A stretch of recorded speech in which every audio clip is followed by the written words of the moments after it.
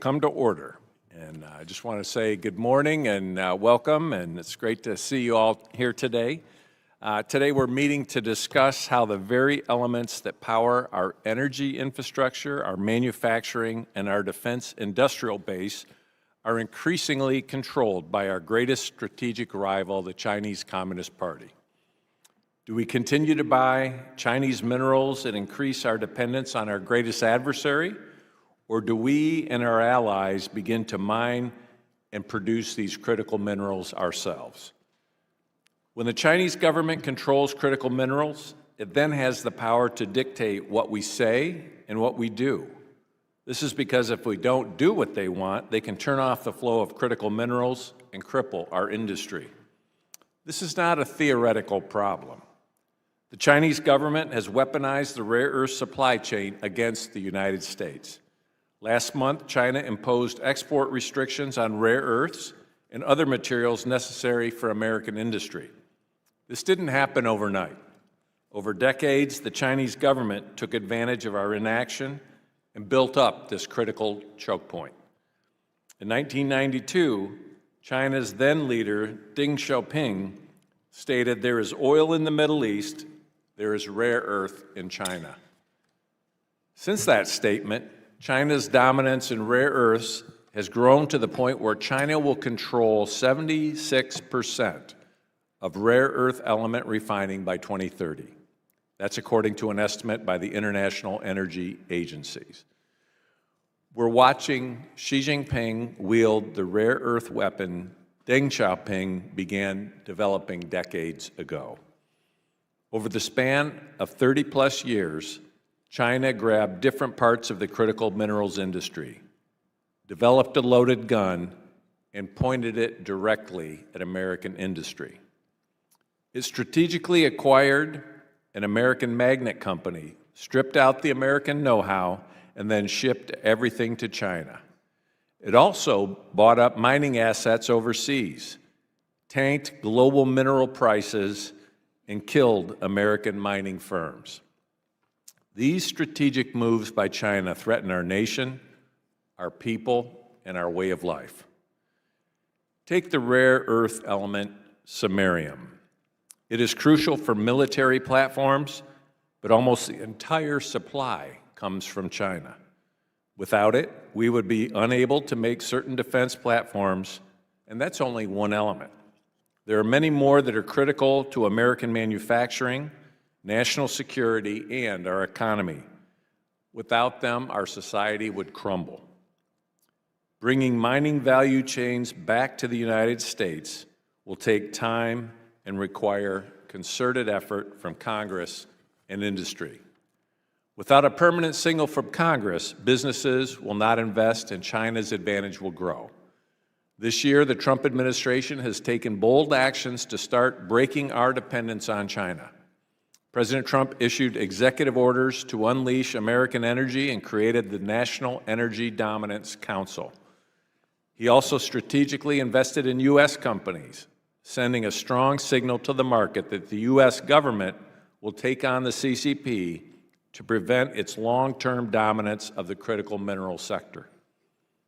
In South Korea, in his meeting with Xi, President Trump brought the United States and our allies a crucial one-year opportunity on rare earths and other critical minerals, the export of which the Chinese government unilaterally restricted in October. The task now before Congress, the executive branch, private industry, and our many allies and partners around the world is to use this year and move quickly to disarm China's rare earths loaded gun before it can be fired again at the global economy. We need an all-hands-on-deck effort to maximize rare earths mining, processing, and manufacturing capabilities across the free world and end our mineral dependencies on China before it's too late. Last week, the committee released an investigative report on China's price manipulation. Prices are a crucial part of this industry because it tells customers how much to buy and investors when to invest. When China controls the prices, investors cannot make smart decisions, and we will never have an American-centric mining industry. Today, we will hear from 3 dynamic American companies about the work they're doing to bring back these supply chains, the challenges they're facing, and the threat China poses to this process. And I hope our investigation and this hearing today will spur Congress to act and take bold, decisive action to bolster American supply chains. And with that, I now recognize Ranking Member Raja Krishnamurthy for his opening statement. Raja? Thank you, Mr. Chair. With the holidays upon us, I'd like to play a familiar Charlie Brown clip that we may all see next week.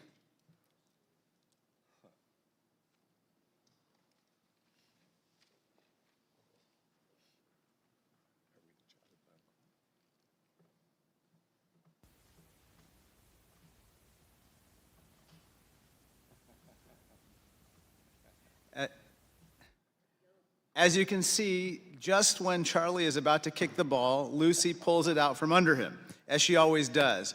And that's exactly what's happening with the U.S. and China. The CCP is running the same old economic playbook in different industries, and we're falling for it again and again. Here's the playbook. First, the CCP makes much more stuff than their domestic market requires. Second, they export the excess stuff below their cost.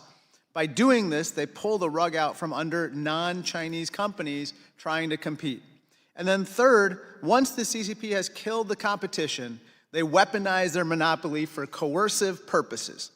Last week, this committee released a 52-page bipartisan investigation into how the CCP uses this playbook to dominate critical minerals, and by extension, our supply chains. America once led the world in rare earth production, but those days are gone. China, as you can see, has surged production, flooding world markets. But the CCP didn't just produce more. They sold critical minerals at unfair prices, even below the cost of production. In doing so, they killed their competition and created a monopoly. If private companies colluded to kill off their competitors, their executives would be in these handcuffs. But because this massive price-fixing conspiracy was orchestrated by the Chinese Communist Party, it's us, not them, that find ourselves in handcuffs. This is a rock. Inside these types of rocks are rare earths, which eventually get processed and made into these, these magnets. What you might not know is that there's a magnet in every motor. And motors aren't just in cars, but in so many devices that we depend on, including this blender. Mr. Chairman, care for a smoothie? You could thank me and the magnets that help power this blender later. America used to be the world's leading producer of magnets until 1998, but then we got played. Just take the story of Magnequench, a GM subsidiary which had a large magnet factory in Indiana. Chinese investors bought it and agreed to keep the Indiana factory open for 5 years. But 5 years and 1 day later, I'm not making that up, 5 years and 1 day later, guess what happened? They shut down the magnet factory in Indiana and moved all production to China. Here's a picture of this Magnequench factory in China. Now that China dominates rare earths and magnets, they have the power to not just unplug this blender, but our entire economy.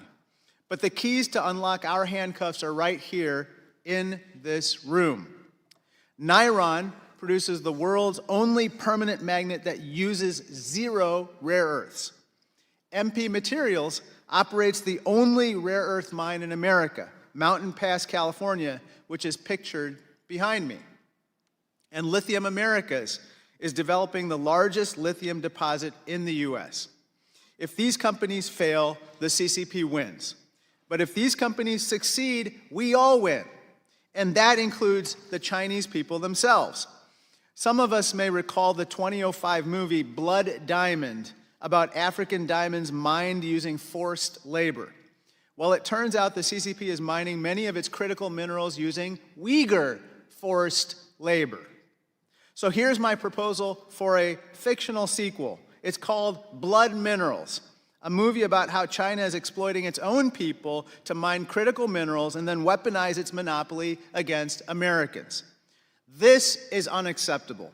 I think it's time for a Manhattan Project-like effort to end our rare earth dependency on China. But if we just increase production and not the tools and the talent, we won't solve the problem. We need to mine, refine, and train the workers who can do it. So let this investigation be our call to action. Right now, back home in Chicago, Mr. Chairman, my beloved Chicago Bears are 7-3 because they stopped just playing defense and they started playing offense. Chairman, let's be like the Bears and show the CCP how it's done. Thank you, and I yield back. Thank you, Ranking Member, and we're proud of those Bears and their comebacks. And thank you for the smoothie as well. If any other member wishes to submit a statement for the record, without objection, those statements will be added to the record. Today we have 3 witnesses who will help us understand the challenges in critical minerals. Mr. Evans is the Chief Executive Officer of Lithium Americas Corporation. Mr. Schlauster is the Executive Vice President, Corporate Affairs, and Chief Communications Officer at MP Materials. Mr. Roundtree is the Chief Executive Officer at Niron Magnetics. I want to welcome all of the witnesses and thank you for being here this morning. And Mr. Evans, you're now recognized for your opening remarks. Thank you, Chairman Molinar, Ranking Member Krishnamurthy, and members of the committee for having me here today. I appreciate your focus on highlighting the Chinese Communist Party's domination and market manipulation when it comes to critical minerals. Lithium Americas is proud to be part of the conversation and the solution. My name is Jonathan Evans. I'm the President and Chief Executive Officer of Lithium Americas. We're developing the critical Thacker Pass project, a fully integrated mining and processing operation located in Humboldt County in northern Nevada, which hosts the largest known measured lithium resource and reserve in the world.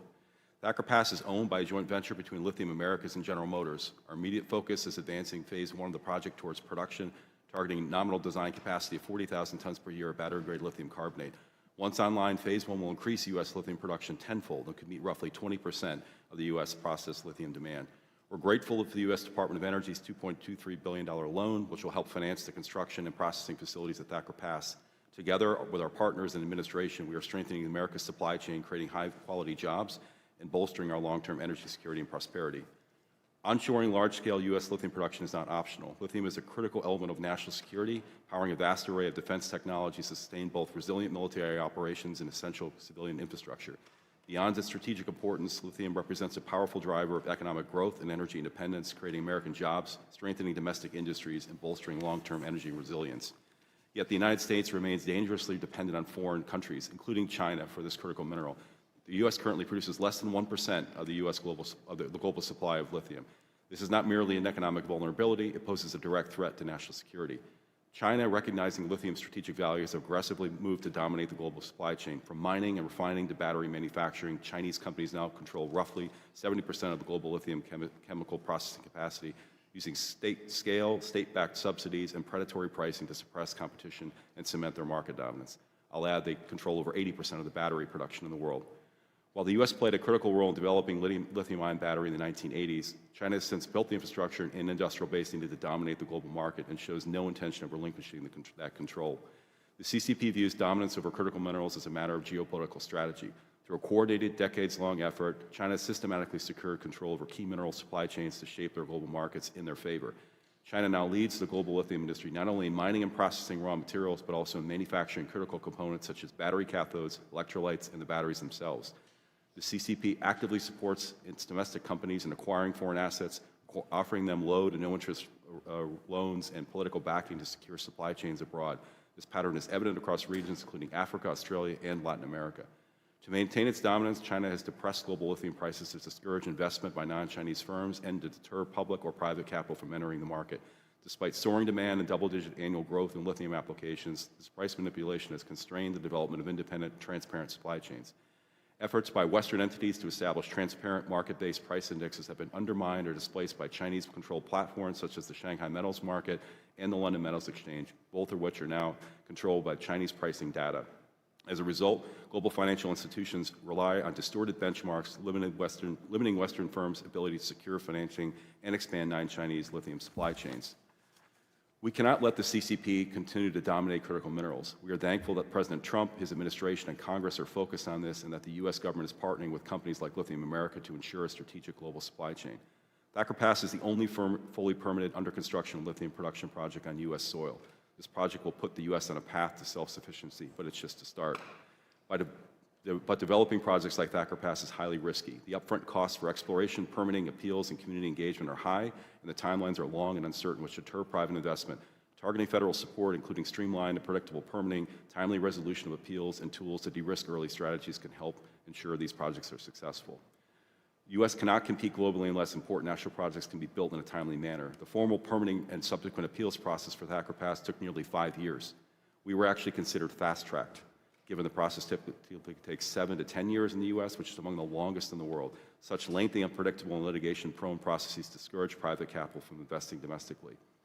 The federal government must also continue to explore financial support via low-cost loans and other structural financial instruments to help fund projects and attract private capital to co-invest. We also need to establish programs and tools that deliver true price transparency.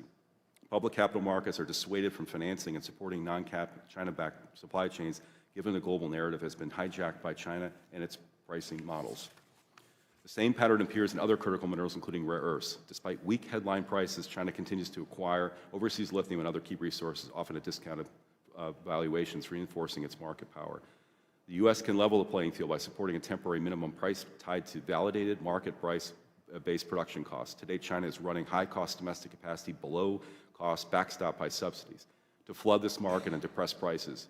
In November, the CEO of CATL, which is the largest battery manufacturer in the world, admitted to this, telling Reuters that they were now stopping production at their mine as they achieved their goal of lowering lithium prices. Thank you again for this opportunity to speak to you today. Securing America's lithium supply is about far more than resource development. It's about safeguarding the nation's economic future, technological leadership, and national security. Thank you, Chairman. Thank you very much. Mr. Schlosser, you may now proceed. Thank you. Mr. Chairman, Ranking Member, and members of the committee, thank you for the opportunity to appear. Since its inception, the Select Committee has made the security of America's rare earth supply chain a top priority. We deeply appreciate your leadership and the chance to engage consistently on this critical issue. I appear today on behalf of MP Materials, the largest and most commercially advanced rare earth producer in the United States. We own and operate Mountain Pass, America's only scaled rare earth mine and processing facility, which we rescued from bankruptcy in 2017. To restore the full supply chain, inclusive of mining, refining, magnet manufacturing, and recycling, we built Independence, the first fully integrated magnet facility built in the United States in a generation in Fort Worth, Texas. When MP was founded in 2017, America's supply chain was at a complete standstill. Today, after investing more than $1 billion of private capital into our U.S. operations, Mountain Pass is the world's second most productive rare earth mine and an indispensable cornerstone for a secure, end-to-end supply chain in the United States. We've restored refining capabilities, produced the first rare earth metal in decades, and are commissioning full-scale magnet production.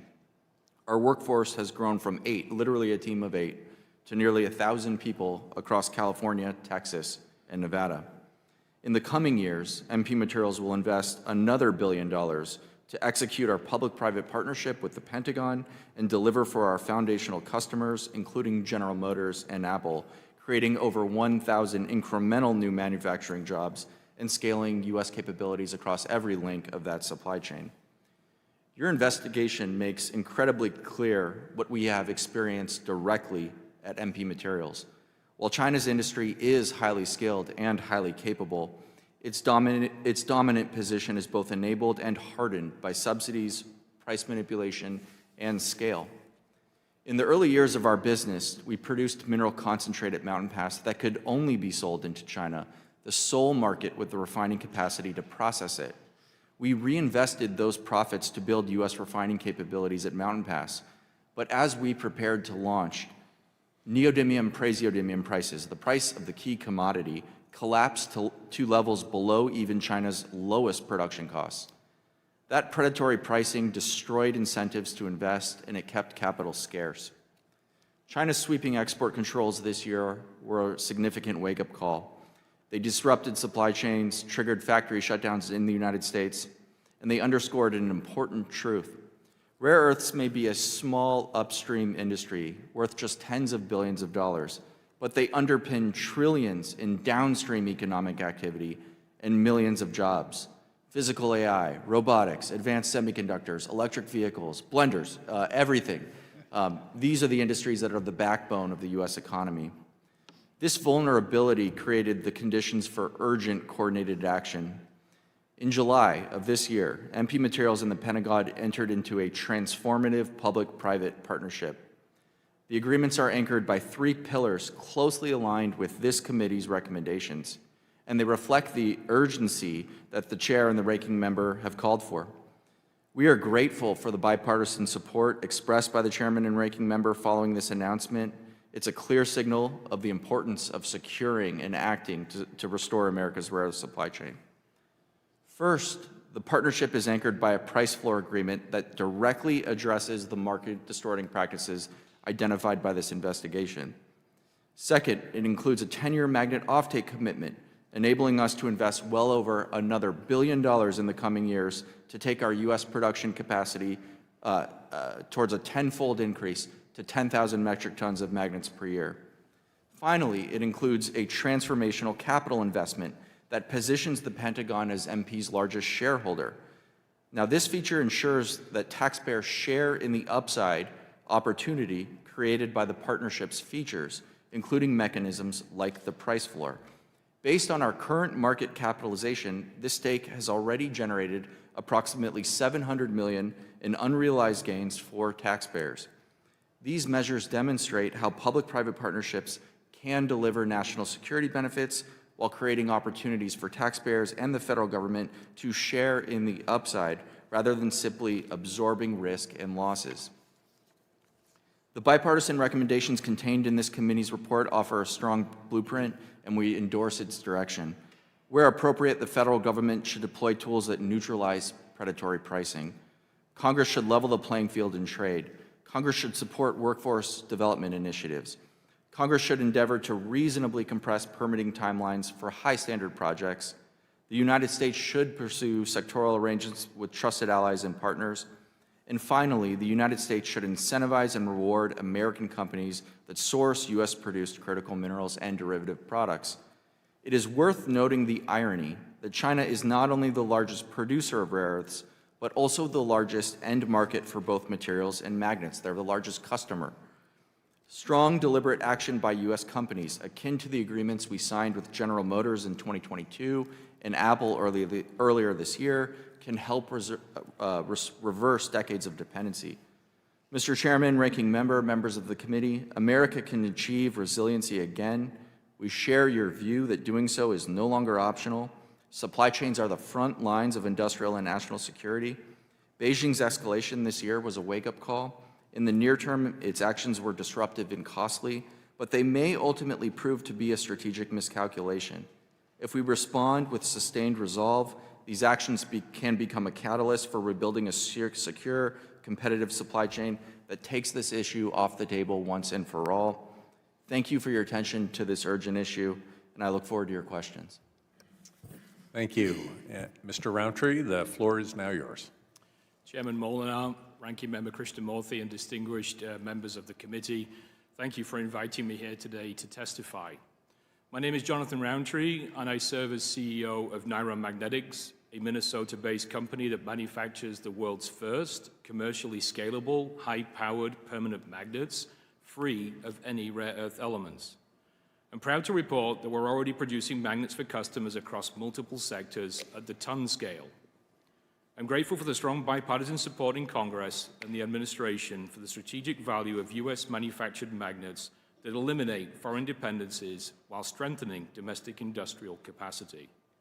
Your attention to America's magnet supply chain is very much appreciated by virtually every industrialized sector, but particularly our automotive, consumer, and defense customers and prospects.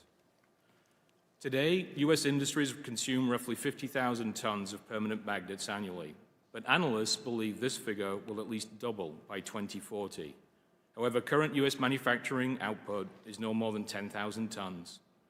This import dependency touches virtually every congressional district, as robots, smartphones, medical devices, and advanced weapons systems cannot function without these materials. The Chinese government has strategically pursued its market position to gain leverage over critical supply chains that drive enormous global economic activity. Over the last 30 years, Chinese companies have exported low-priced rare earth magnets to global markets benefiting from state subsidies and non-market economic structures. China now controls 90% of global rare earth processing and magnet manufacturing, rising to over 98% for the most strategic heavy rare earths, and until only very recently, U.S. magnet production capacity had collapsed. But decades of anti-competitive pricing have also created domestic economic incentives to invest in breakthrough technologies that could disrupt legacy systems and thereby weakening monopolistic control of the rare earth supply chain. The 2010 maritime trade dispute between China and Japan led American engineers to invent in 2011 a highly stable, permanent magnet without any rare earth inputs. Unlike legacy neodymium-based magnets, these iron nitride magnets are manufactured with secure, domestically abundant resources, iron and nitrogen, the most common element in our atmosphere. Iron nitride is a new magnet for a new century that no foreign power can monopolize or restrict. We recognize that we are only one among many alternative solutions, including post-consumer recycling and tailings. As a matter of national security, every option should be explored and supported as the U.S. builds a more resilient domestic supply chain. However, iron nitride technology transforms the magnet supply chain by enabling the manufacture of permanent magnets from iron and nitrogen, reducing the need for rare earth mining, chemical separation facilities, and complex metallurgical processing. A single vertically integrated facility transforms commodity iron ore and atmospheric nitrogen into finished magnets. This entire pipeline exists today within America's borders. Third-party and customer testing confirms commercial viability in approximately 2/3 of permanent magnet applications, and institutional investors, including GM, Stellantis, and Samsung, have invested over $300 million in scaling the technology. Iron nitride is not a science experiment. NIRAM broke ground last month at a facility that will begin producing up to 1,500 tons of permanent magnets in 2027. We're actively evaluating sites for a second 10,000-ton per year facility. This domestic production capacity serves American automotive manufacturers, technology companies, defense contractors, and energy firms with reliable supply while creating hundreds of highly skilled manufacturing jobs. The United States already has everything needed to build a secure, resilient, and diversified magnet supply chain. To accelerate this transition, I respectfully urge Congress and the administration to consider 5 concrete actions.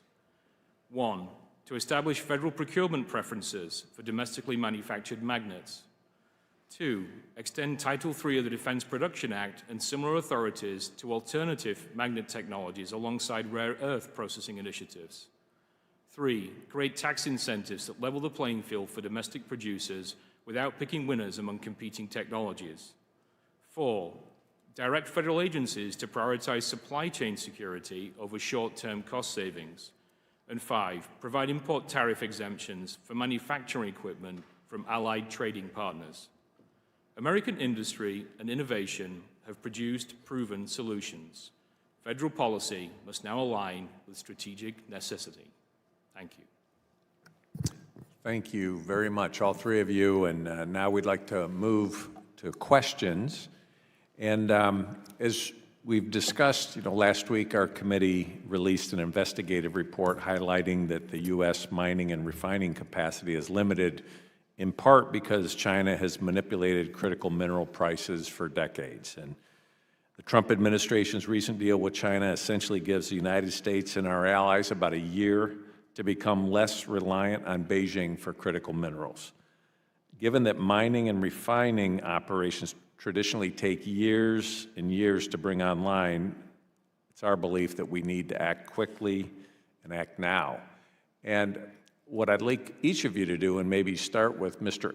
Evans, is to describe what are the current barriers that you're facing, financial and otherwise, and how can we work with you to speed up the process, given this timeline that we are working with?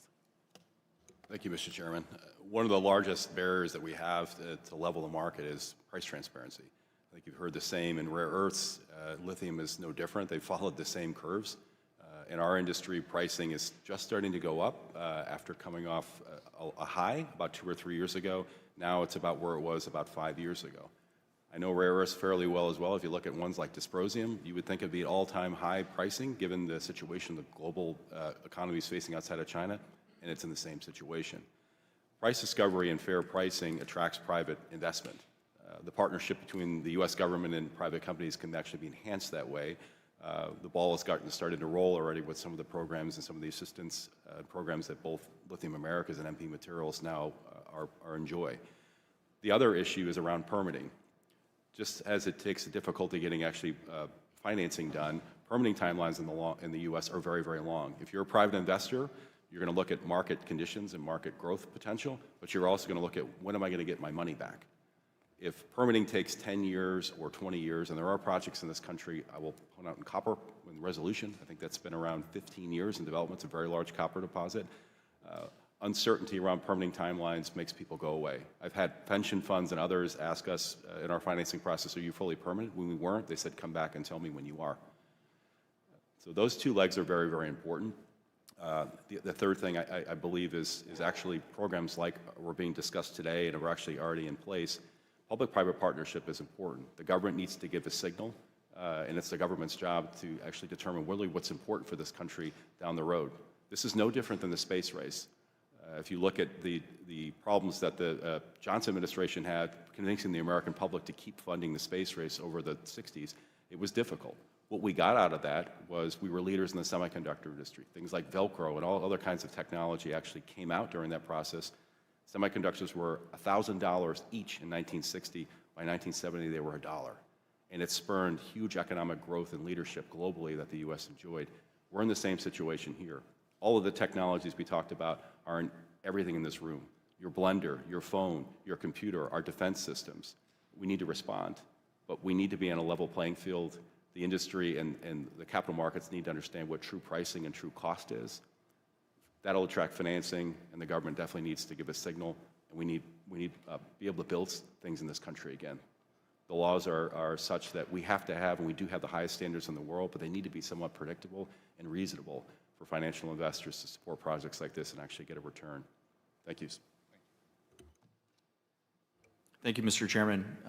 6 months ago, the thing that we were most worried about at MP Materials was the predatory pricing identified by your investigation, and it was an issue entirely outside of our control. That changed entirely with the inking of our transformative public-private partnership in July. This issue has effectively been taken off the table, and it's now incumbent on us to execute and act, and we take that responsibility incredibly seriously.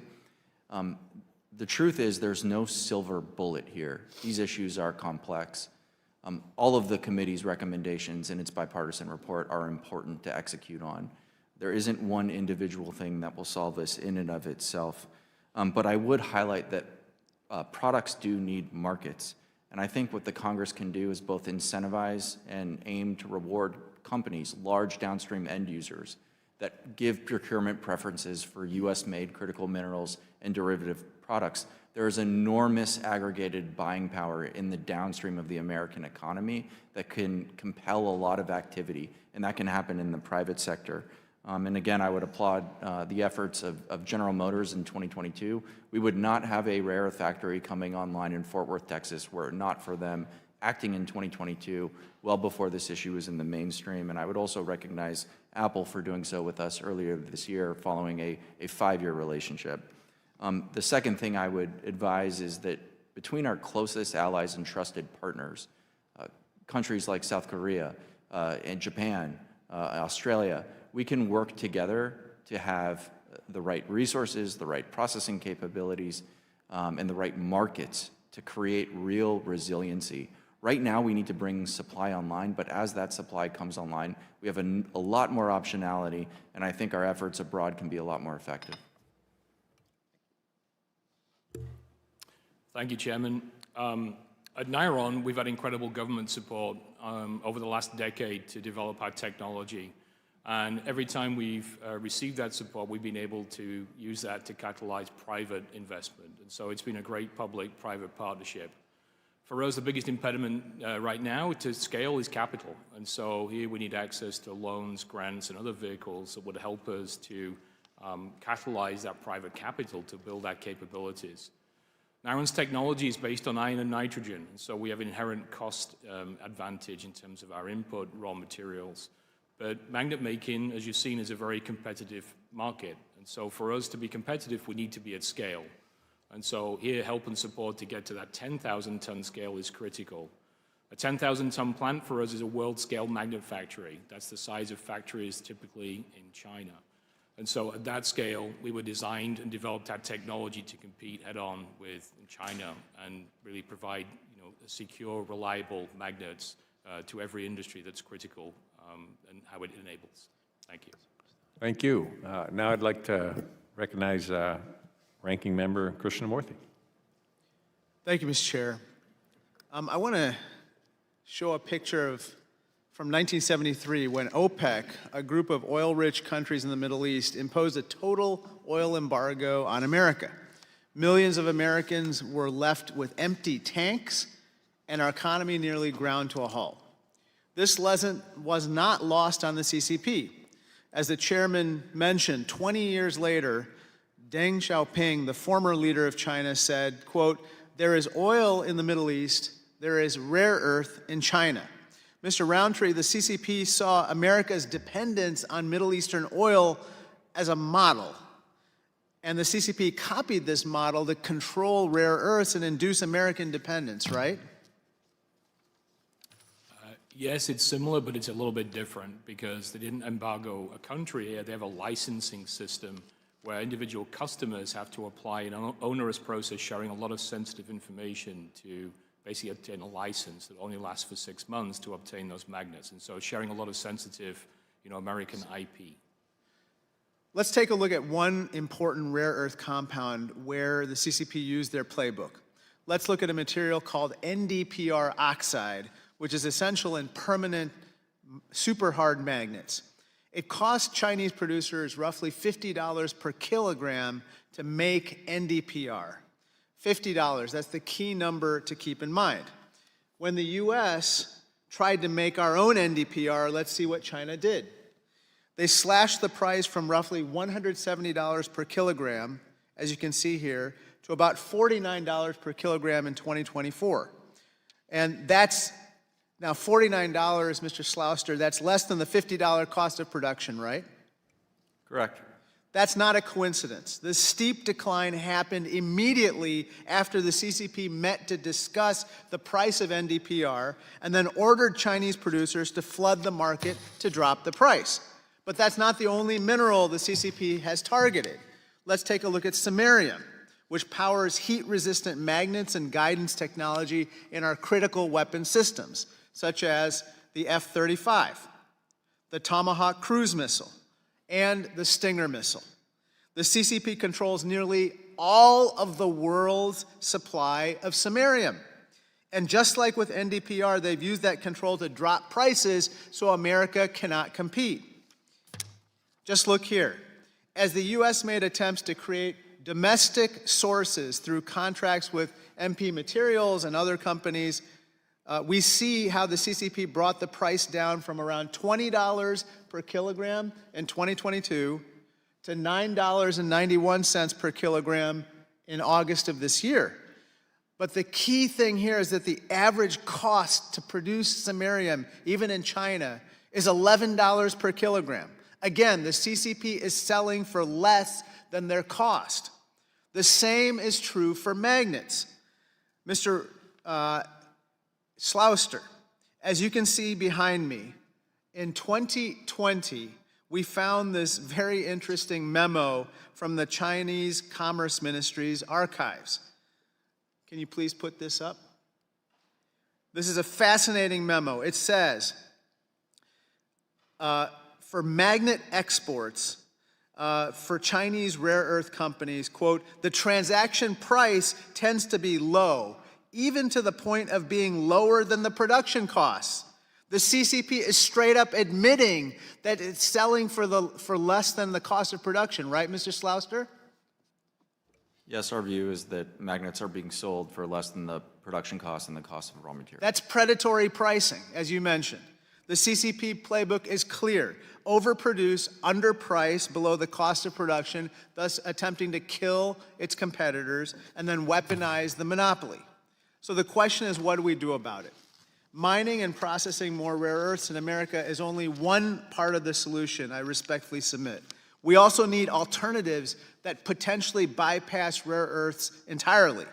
Mr. Roundtree, your company produces the world's only high-performance rare earth-free magnets. I actually have one right here, which is stronger than traditional rare earth magnets.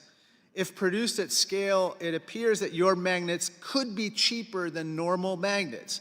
So if the CCP cut off rare earth exports entirely to the U.S., potentially at scale, your magnets could keep our economy going. They work by using an entirely new technology which you described, which is called iron nitride, combining iron and nitrogen. Mr. Roundtree, this approach was developed by a University of Minnesota professor named Jingpeng Wang, pictured behind me, correct? Yes, that's correct. And Dr. Wang isn't just your founder, but he's also an immigrant from, you guessed it, China. He does his work at a federally funded lab in the U.S. If we want to break China's stranglehold on magnets, we need an all-hands-on-deck approach. That means welcoming the best talent from around the world, including China. It also means funding research and uncuffing ourselves from our dependence on the CCP. Thank you, and I yield back. Thank you. Now I'd like to recognize Representative Whitman. I want to also compliment you for your leadership on our critical minerals working group in the past session. Well, thank you. Well, thank you, Mr. Chairman. We certainly did a lot of discovery during that time, lots of critical information that's led us to today. But I want to ask our witnesses today, the issue is, how do we catch up? You know, we are way behind the Chinese, especially with critical supply chains as it relates to not only rare earth, but critical minerals. How long do you think it'll take the United States to build back supply chains to make sure they're fully capable of supplying all the demands in the U.S. marketplace? And what role could efforts like price supports play in buttressing that market to make sure, as Ranking Member Krishnamurthy pointed out, that the costs don't drop below the cost of production?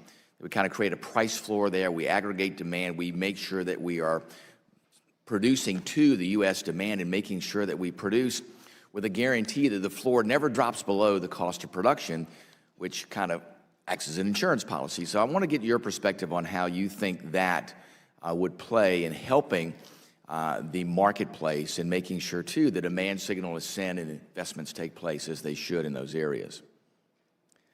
Mr. Roundtree, we'll begin with you, and then we'll go to Mr. Slouster and Mr. Evans. Yeah, I think for Niron, for us, we need the capital to help get to scale. At scale, we don't necessarily need the price support. What would help us is offtake agreements, right? And you know, we are scaling up our technology as quickly as possible to get to that 10,000 ton where we can really move the needle on magnet supply. But we're going to need all of the above solutions to really accelerate out of this challenge. At Niron, we have 1,500 tons of capacity coming online starting in 2027. And we're working with the administration to see how quickly we can bring on a 10,000-ton factory, targeting to try and have that coming online by sometime around 2029. That's great.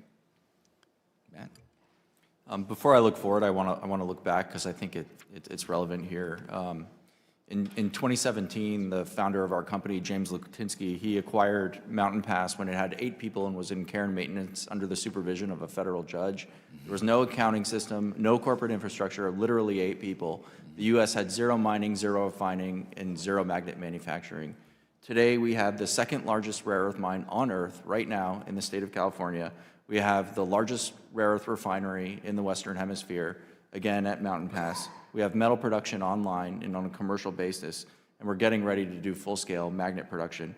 And we've come that far in 8 years with very little air support for the core central issue identified by this committee, which is predatory pricing.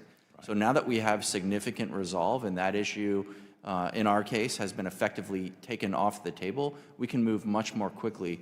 The key missing link in the supply chain today is both increasing domestic magnet manufacturing capacity, which we're on pace to get to 10,000 tons by 2028, and certain heavy rare earths, which are essential in small quantities to the production of those magnets, which we're working on via our public-private partnership. So I do think, now that this issue is well understood and there's a lot of resolve, we are a lot further today than we were 3 years ago, and I think 3 years from now we'll be even further. That's great, thanks. Jonathan? I think price discovery is very important. At the end of the day, what's happening here should be an obvious solution for public capital or private capital actually finance this. But what we've seen here, and lithium is no different than rare earths, is that economics and the science of economics is being bent to China's will. That has dissuaded private capital coming off the sidelines. I think putting in, as we mentioned, as the report actually recommends, price discovery to help redefine and take over the narrative is going to help. On top of that, there are tools that we have in place already with tariffs and other anti-dumping things that can be triggered if the Chinese misbehave. Finally, as mentioned here before, I think globally that'll help spur more development, including even investing in the United States. Allied governments like Korea and Japan have very little critical minerals or rare earths, so they have invested abroad for years with firms like JOGMEC, which is part of the Japanese government, which helps fund, and they typically take small investments. But the biggest issue we have in the United States is the upfront cost. So building a facility like MP Materials has or is already built, like we're actively in construction and you're all welcome to join. We have 900 workers on site right now. It's much more expensive than building it in China for obvious reasons. We follow rules here and laws. We're investing money actually in the community. It's a holistic, it's a long-term generational asset. But overcoming that, no different than semiconductors, you need clear market signals for private capital to either come off the sidelines and finance it on its own or in concert with the government. Once the facilities are in place, these are world-class facilities. We can compete on a global basis when the level playing field, but upfront, actually getting the capital costs actually financed has always been a challenge. Very good. Thank you, Mr. Chairman. I yield back. Thank you.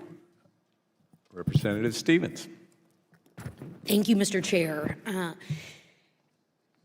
I come from automotive land in Metro Detroit, and as Mr.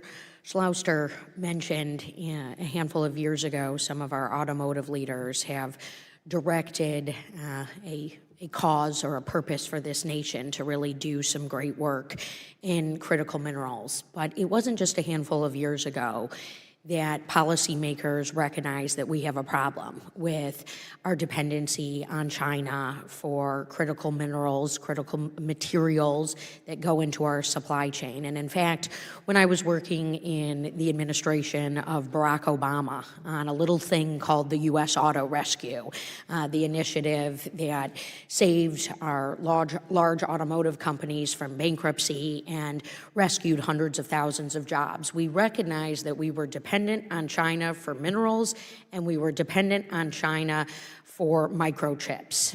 In a bipartisan way, this Congress acted in the year 2022 on microchips. Now we have cause of purpose to act on minerals. I have drafted legislation that I encourage all of you to take a look at. It is called Unearth America's Future Act. This is a 100-page comprehensive bill to direct loan guarantees, tax credits, create an R&D center of excellence to address what all three of you have been talking about, the access to capital considerations. Now, Mr. Rowntree, you're the only synthetic mineral or material producer on the panel. Why is it important that synthetic critical materials be included in congressional policy, and what are the most important ways they need to be reflected in that policy? Yeah, alternative technologies are absolutely critical across a different range of applications. it really then focuses on plays to the strengths of what the US does best, which is to innovate. And so that's what we need to do, is to innovate across these critical materials to find different solutions that will enable us to reduce and basically eliminate our dependence on foreign supply, so we can become basically a champion of that in our own economy.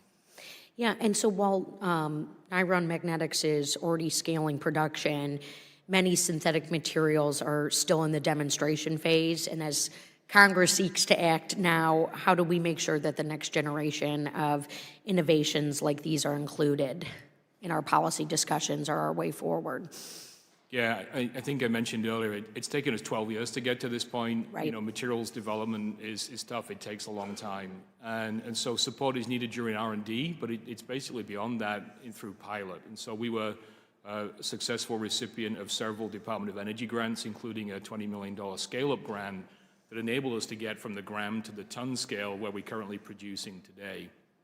What's needed now is support beyond that to help us scale. And so we need to make sure that we cross the valley of death here and scale the technology and get to a point here where we can be competitive here with China-based prices on these critical minerals. Yeah, and that's one thing where we remain hopeful in my drafted legislation, Unearth America's Future Act, that we can address some of those valley of death considerations. And then, Mr. Schlauster, in terms of existing trade deals, as they still somewhat exist, we have USMCA, which is under its review process. I'm in Michigan, a manufacturing evangelist, and I recognize that there's potential opportunity for us to double down with our allies. You mentioned Texas, but what are other ways in which we could work with trusted trade partners on critical minerals and development? Well, I think when you look at our trusted allies, you have all the pieces you need. You have production capacity, you have processing capacity, you have large end markets, and those are the fundamental pieces you need to create resiliency in a supply chain and viability for producers. And is there an opportunity to box out China? We need supply online. That's the most urgent thing, but as we bring supply online, I think there's an opportunity to work with partners to create resiliency and create the outcomes we want in terms of recognition of market economy costs, recognition of standards that are acceptable, and I think those are things we should be pursuing. Yeah, thank you. And I'll just conclude by saying that the purpose and point of this hearing is to direct American strategy to give us leadership. Of course, I've pitched my own bill many times, and will continue to talk about it until I'm blue in the face. But I continue also to join for bipartisan solutions for a way forward for American manufacturing and our supply chain to beat China. Thank you so much, Mr. Chair, and I yield back. Thank you. Representative Nunn. Well, thank you, Chairman, and thank you for the panel for being here today. Talking about rare earth minerals, you have laid out just a stark intel brief on what we face right now. We highlighted here that China now refines 85 to 90% of all accessible rare earth minerals. They control 90% of the magnet production, 80% of battery production, owns or influences the majority of foreign mines owned in the United States. And it's not just the rare earth minerals, it's critical minerals. Things from the F-35 fighter jet here in the United States that require 920 pounds per fighter of rare earth minerals just to be successful, all the way to the fertilizer that helps grow things in my home state of Iowa. Now, whether you're a fighter pilot or a farmer, this is some grade A bullshit. We know that the Chinese have the ability to not only control it, but cut it off when they want. The challenge that I think going forward, and my colleagues from the Midwest have pushed forward, is being able to identify critical elements that we can have here in the United States. First and foremost, we were successful with the Trump administration moving forward both potash and phosphates, components critical for input costs for fertilizer. Not only being able to provide our own food supply, but driving down costs for consumers. We built our entire society around these fundamental resources, and when they are cut off, we don't have a backup plan. Now, one of the things that we have known that has been successful is that we need a strategic reset, and it was mentioned by both my Democratic and Republican colleagues here, an opportunity to go back to that World War II mentality of a whole-of-nation approach. This year, we're going to be looking at the Defense Production Act, ways that we can aggressively get after competing with Chinese state-backed subsidized ownership and competition in this space. And while it was passed in the 1950s, it provides the United States the ability to have a strategic engagement against China in these critical areas. The facts are bleak. China is beating us and controlling the entire market, but nothing can outpace or outperform America's ingenuity or innovation in these space. I want to thank our panel for being here and get to the facts of this. Now, Mr. Gloucester, you and your company have worked with the administration in using the Defense Production Act to help prioritize a couple of things. Let me ask this. Has it helped your company move faster and be more competitive against China? Absolutely. Has it helped production outpace increase in a way that you wouldn't have been able to do on your own? Yes. With the new DPA coming up, do you believe that there's a requirement here for rare earths to be prioritized in America's national security strategy? Yes. And specifically, does the DPA allow you to compete with a state-backed Chinese entity that has both companies as well as government-owned entities? It's certainly a helpful tool in competing. Very good.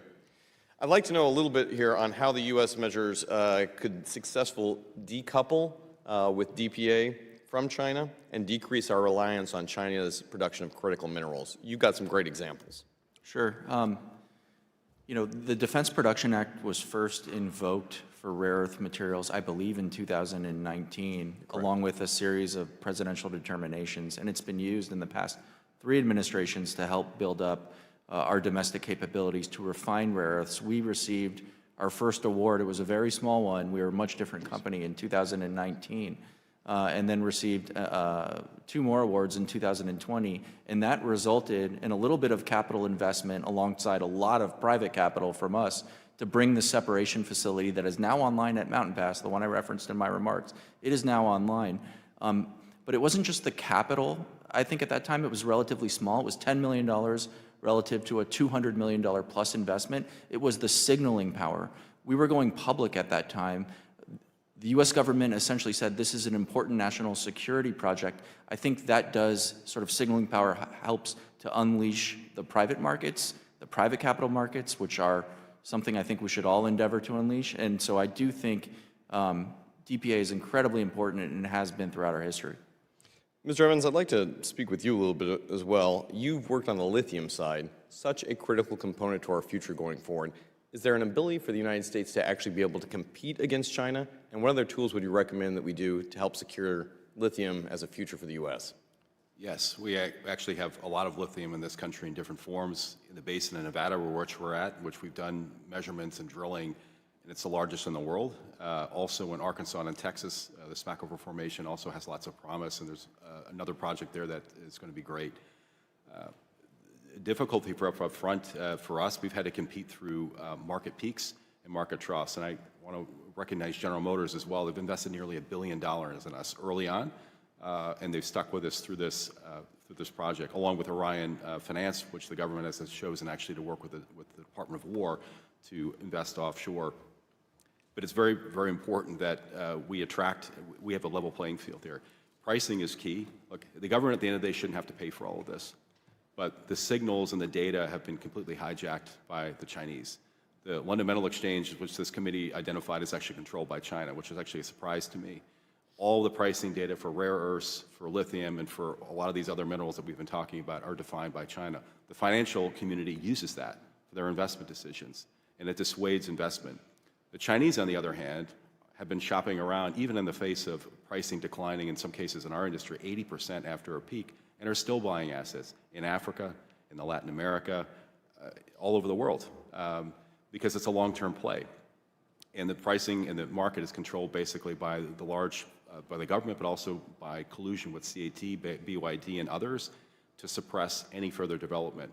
When pricing peaked in this industry at $80,000 a ton, I think the committee recognized that there was 2 meetings when pricing went up, and you saw an immediate decline, which has lasted for 3 years. Now it's going up because they can't control it, because the issue that China has, and we have as well, is power. So we're dealing with trying to expand our grid and with adding more capacity. Capacity takes time, building nuclear power plants, twin cycle gas turbines. What's happening right now, and the highest growth in this sector, is actually putting in battery banks of 2 to 10 hours to be able to deal with peaks in communities.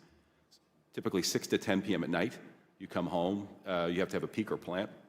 The batteries are turned on for 2 to 10 hours, whatever that's needed, and they're recharged during the day. It's going to grow 50%. So we're competing now not only on consumer applications and defense applications, but the very core kitchen table issue we have is electricity in this country and power. Mr. Evans, you're absolutely right. This is a 40-year campaign. The Chinese are using economic warfare against us. Luckily, the resolve is right here in the United States. We have the opportunity to stand up and fight back today. Thank you, Mr. Chair. I yield the remainder of my time. Thank you. Representative Brown. Thank you, Mr. Chairman. Today we are talking about something that affects our economy, our national security, and the daily lives of families in Ohio's 11th District. The minerals and materials we need to build cars, batteries, medical equipment, and modern technology. Lithium, nickel, cobalt are all critical for innovation and supporting industrial growth in Ohio and across America. Right now, China controls most of these minerals from start to finish. They mine them, process them, and manufacture the key components we depend on. And the evidence is clear. China uses this as a control to push other countries like the United States out of the market. They suddenly drop prices to levels no American company can match, or they cut off exports to gain leverage during disputes. When that happens, the impacts hit home quickly. Factories in my district face unstable prices for the parts they need. Auto suppliers can't get the magnets required for electric motors. Steel and chemical producers see costs jump overnight. And workers, many of them union members, who keep our district strong, end up facing uncertainty they didn't create. This is not the result of normal market competition. It's the result of a deliberate strategy by the Chinese government to control the supply chains that power the 21st century economy. And if we don't respond, we risk becoming dependent on China for products that are central to everything, from clean energy to military readiness. People in every corner of my district and all across the Midwest know what it feels like when our industries lose out to unfair competition. We've lived that story before, and we cannot afford to relive it again. So my focus today is simple: to find out how we can protect American workers, strengthen our supply chain, and prevent China's manipulation. I'll start with you, Mr. Slauster. For decades, industries in my district have been hit hard by China's below-cost dumping. Now we're seeing China use these exact same tactics in critical minerals. What changes in trade enforcement would be most effective to protect workers and manufacturers in places like Cleveland from being undercut all over again? Thank you, ma'am. I've spent a lot of time in Ohio's auto towns, Marysville, Anna, in a prior life. So I know firsthand how those factories are really the engine of those small towns. There were shutdowns earlier this summer as a result, in auto factories in the United States as a result of the rare earth situation. With regard to standards, I think we need to work with our allies and partners and agree on a set of standards that align with market economies, that align with our values. And I think if we do so, and I think we are doing so with some of these agreements that we've been forming in the last few years, I think that will help lift up the entire market over time. And I think it's a really important aspect of the whole conversation. Thank you. Thank you. Mr. Roundtree, China's dominance in magnet production gives it the ability to influence global prices overnight. How have you seen China use that leverage to push competitors out of the market or pressure companies trying to build non-Chinese supply chains? Yeah, I think when you look at the pressure the low prices put, it's really around getting the capital or attracting the capital that we've heard to scale, alternative technologies. At Niron, our source of iron are iron salts. It's a byproduct of steel making. Our source of nitrogen is ammonia, which is used heavily in the Midwest for fertilizer manufacturing. And so we are bringing back, magnet production, but not playing the same game. We've changed the game. We've out-innovated And that's what our technology provides us with, well, other technologies that are alternatives to these rare earths. And so it's critical for us as we're scaling here that we get to scale so we can be fully competitive, right, because of the lower cost inputs, right, from our steel making and from our fertilizer manufacturing that will enable us to provide a reliable, secure supply of magnets to the U.S. economy. Thank you. And Mr. Evans, you've seen how long-term supply contracts, processing bottlenecks, and foreign ownership can shape whether a supply chain succeeds or fails. In your view, what are the biggest points of vulnerability in the U.S. lithium supply chain today that could slow down or even derail new domestic investments? I think it's losing the opportunity we have right now. Or I think it's taken some time to actually act on some of the things that are being recognized here so we can level the playing field. I say this as a former proud Ohioan, both my kids are Buckeyes. You can see most of the battery capacity in the U.S. between the Southwest, with a huge chunk of it going in the Midwest because of the skilled workforce and excellent universities that they have. If we take our eye off the ball, I think the chairman mentioned we have a year now, and revert back, it's exactly what China wants us to do. We can set ourselves in a situation where not only we can actually develop the raw materials and the intermediates needed to actually fund supply these facilities. In our case, in the Midwest, you've seen potential structures that have been set up where the Chinese want to set up facilities. But the issue with that is they want the good stuff, the family jewels, they want to ship in this case, cathodes. Cathodes and anodes, basically, which is the high-tech part of it, they wanted to ship in and basically just do assembly in the United States. That's not the way it works in China. I spent a large time of my career in and out of China, and you have to bring everything with you. We have the ability to actually build the entire supply chain here, but it all starts with leveling the playing field. OH. I.O. Thank you. And with that, Mr. Chairman, I yield back. Thank you. Representative Johnson.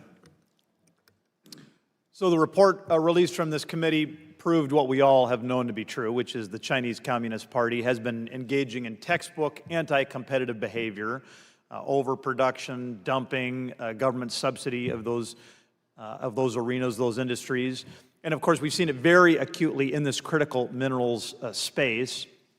And as a free market Republican, I think about, well, okay, what can we do to try to push back on China's attempts to gain a near monopoly in the critical minerals arena?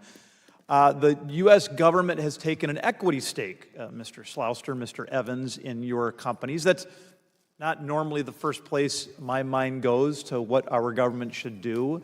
I'm open to the idea that, as the ranking member said, we need a Manhattan Project approach and maybe unusual times call for unusual tactics. But what can you say that would make me feel a little better about the government owning a piece of your companies? Well, thank you, sir. This is a very important discussion to have. Free market capitalism is the engine of our economy, no doubt about it. But I think the reality is today we are not operating in a free market. China is both a monopoly and a non-market economy.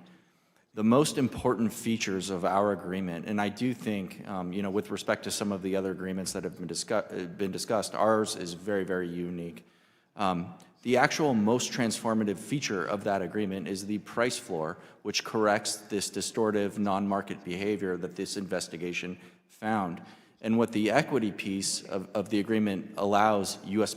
taxpayers to do is to benefit from the upside gain that comes along with correcting for that issue. And as I said in my prepared testimony, it's already manifested in significant unrealized gains for taxpayers. So I think it's important when we think about this, where there is market intervention, it should not just be to absorb risk or take losses, but to enable the U.S. government and the taxpayer to participate in some of the upside.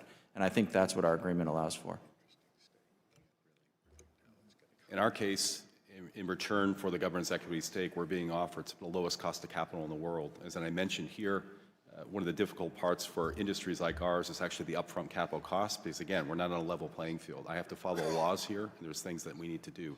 So the $2 billion of low-cost capital is actually a huge advantage, but it's also a signal to the industry that this is important, and to also the private sector. That loan, which was under process, which took about 2.5 years to go through the whole process, attracted General Motors, which put in a base investment and actually became a joint venture partner, and also attracted Orion, which, again, the U.S. government's working with offshore to develop mining projects with the Department of War. Those two partners likely would not have come if it wasn't a public-private partnership. And as I echo Matt's comments as well, if we do well, the taxpayers should do well. So this really enabled our project to be successful, but has also sent a signal to the industry this stuff is important, and now more private capital has actually been involved. So we're happy to be a good example for the rest of the industry, but also... Well, and gentlemen, listen, I get it. I mean, you're arguing in essence that this is a super special circumstance and that... Because hearing phrases like, oh, you know, if our company does well, then the American taxpayer does well. I mean, that's just not how we view the private sector, right? That if that store owner or that dentist or that architect does well, that there's an equity stake for government. I mean, generally, if they do well, they pay more taxes, right? So, but that's the more traditional system. I'm open to the idea that this is a bold approach that is unique to your industry. Mr. Evans, you said you hope that this can be an example for within your industry. I just hope it's not an example across other industries. Because it does seem that if we start to do this in other industries, we're going to go to a place that doesn't feel like free market capitalism. But with the limited time I've got left, Mr. Evans, help me. You mentioned permitting reform briefly.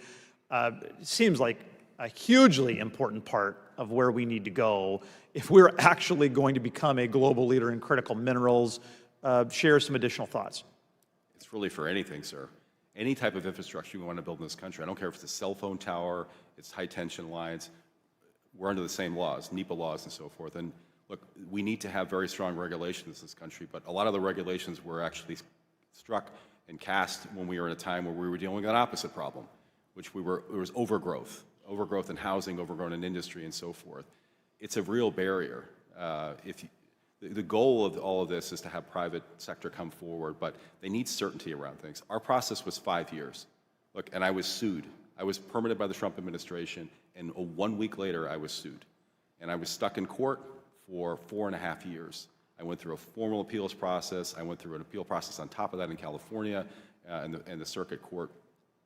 And part of the issue behind that is the groups that actually do that, they know they're not going to win. They just want to slow you down and hopefully bankrupt you because you're not going to get any financing. And this faces our whole country. And we're at a point now where we have to grow. We have to put important infrastructure in place. Can you imagine building the interstate highway system today in this country? You would never get done. So we have to fix this where there are limits around appeals and not depend on whatever judge that you get or somebody listening to 2 people out of 100 that are claiming the same thing over and over again. The certainty, if it's not there, look, I've talked to the Koreans and the Japanese and so forth. They would rather invest here than anywhere else in the world. Once you have an asset, and the government's not going to take it away, we're the strongest economy in the world. You'll attract actually even more overseas investment here if there's certainty around the legal process. It's much too litigious and much too long. Thank you. Representative Stanton. Thank you very much, Mr. Chairman. Thank you for holding this important hearing. Arizona is now the semiconductor hub of the United States of America. The CHIPS and Science Act has delivered more than $11 billion in federal support to our state in this critical industry. Those investments are going to create 38,000 new jobs anchored by major expansions at Intel and the historic $165 billion commitment from TSMC. These facilities do not exist in isolation. They sit on top of a supply chain built from dozens of upstream inputs, including gallium, germanium, antimony, cobalt, and other critical minerals that make modern chips possible. The Chinese Communist Party holds overwhelming control of that upstream supply chain. China refines the heavy majority of these minerals, in some cases, such as with rare earth elements used in F-35s at Luke Air Force Base and in the magnets that power electric vehicles. Their dominance is close to total. This translates to leverage. Last December, Beijing restricted exports of gallium, germanium, and antimony in retaliation for U.S. export controls. These actions disrupted global markets overnight, and they were a reminder to every advanced manufacturer in the world that the PRC can tighten the spigot whenever it chooses. This is not an abstract threat for my state of Arizona. Our semiconductor industry, our defense installations, our EV manufacturers like Lucid Motors, all depend on reliable access to the minerals China has spent decades cornering and manipulating. We are also watching a global race unfold in clean energy. China has reached a point where it installs more renewable power each year than the United States and Europe combined. It is nearly double the world in solar capacity. It produces close to a terawatt of renewable energy capacity annually. These are staggering numbers, and they give the PRC an enormous economic advantage. This matters to Arizona, where solar already provides almost 14% of our electricity, and where domestic manufacturing is expanding but still lacks a full supply chain. Energy markets and mineral markets are now inseparable from national security. This is defense industrial bases and our clean energy deployment. We don't need to be provocative to recognize the risk. We need to be realistic and clear-eyed. There is a practical path forward. We need to build regional supply chains, expand processing and refining outside of the PRC, and support upstream diversification with our allies. We need to deepen cooperation with our partner in the Americas and Indo-Pacific, and we need to make targeted investments that reflect the scale of the challenge. That's why I work to include the intent of my Semiconductor Supply Chain Security and Diversification Act in the House Foreign Affairs Committee's DFC reauthorization. Strengthening the DFC's authority to invest in semiconductor supply chains is a bipartisan step we can take right now. The United States should never be in a position where a single foreign government can threaten our economic security or undercut the industries at the heart of Arizona's growth. The stakes are straightforward.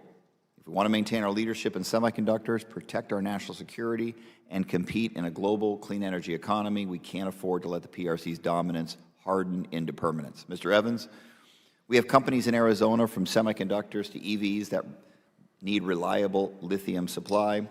What's the realistic time frame for standing up non-PRC processing capacity if the U.S. and its partner actually move with needed urgency? Our project actually started in 2007. It's been 18 years. Our company took it over in 2016. So these are very lengthy processes. We're lucky that we're blessed with a lot of these critical minerals in the U.S.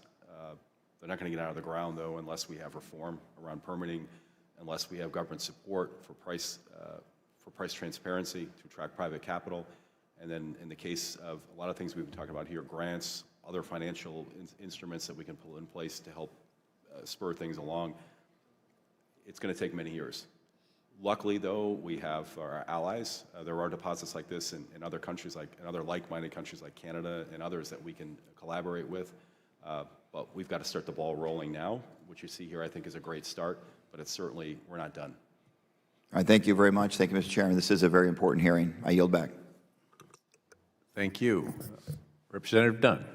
Thank you very much, Mr. Chairman.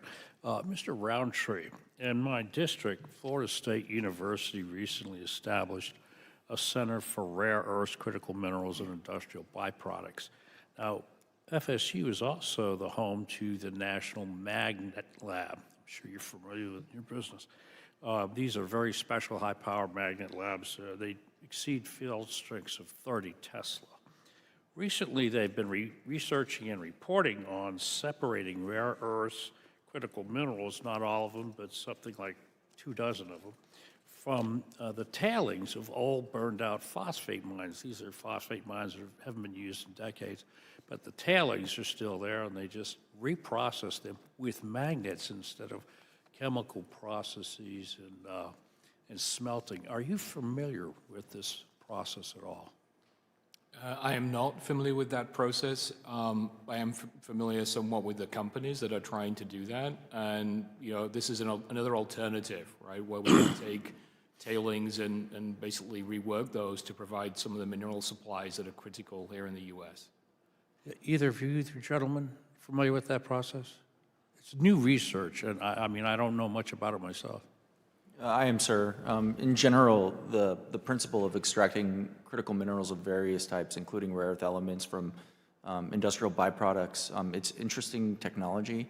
The challenge is that in many cases, the concentration of the rare earths in these byproducts are in the hundreds of parts per million versus in the ground at Mountain Pass, the second largest rare earth mine in the world, it's 60 to 80,000 parts per million. So the amount of stuff you need to move to get what you want to process becomes challenging, and that's where these advanced processing technologies like that you referenced come into play. And I do think it's an interesting area where we should continue to. I was interested in and maybe Mr. Evans, you could answer this. Can you see how companies like yours might benefit from public-private partnerships with academia, institutions like FSU that do research in these areas? Yes, sir. We're actually working with the University of Nevada at Reno. We work with Colorado School of Mines, with Penn State.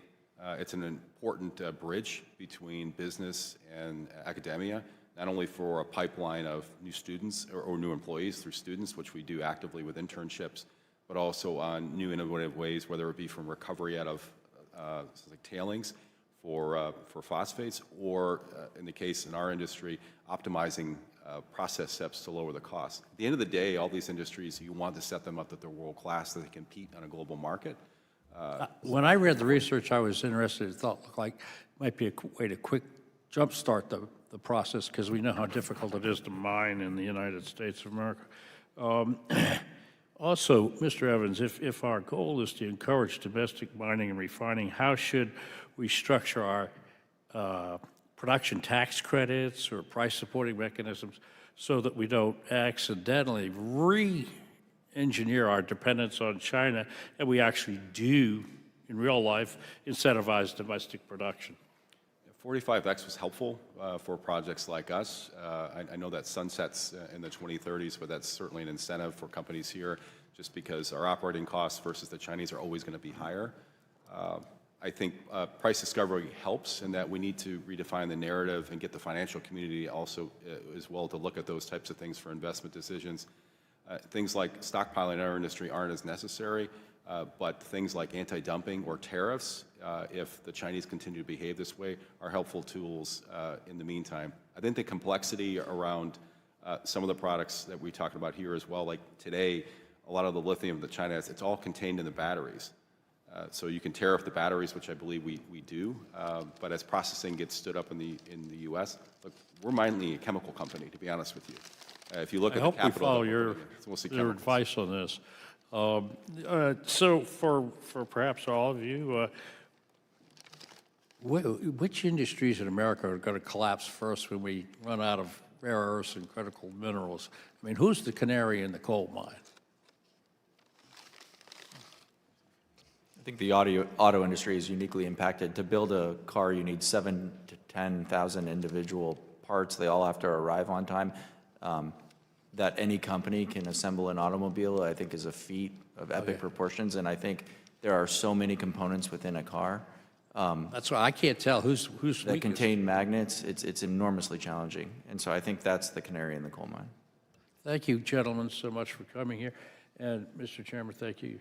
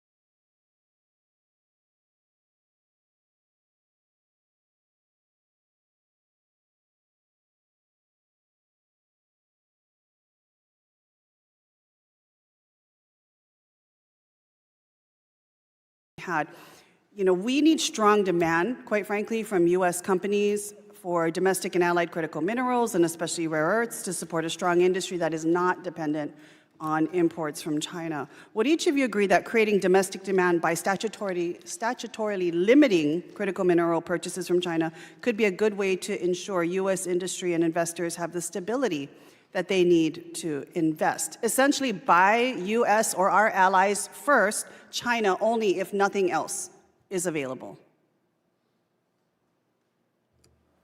Anyone want to start?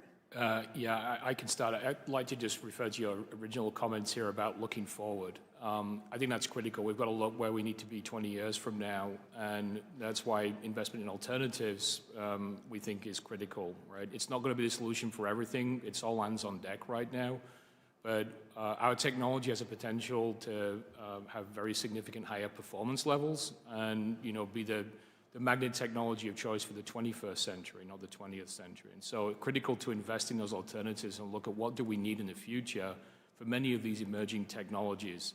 And we've seen the emergence of AI, and there's a lot of data centers that require a lot of magnets to move the air and liquids that cool those data centers.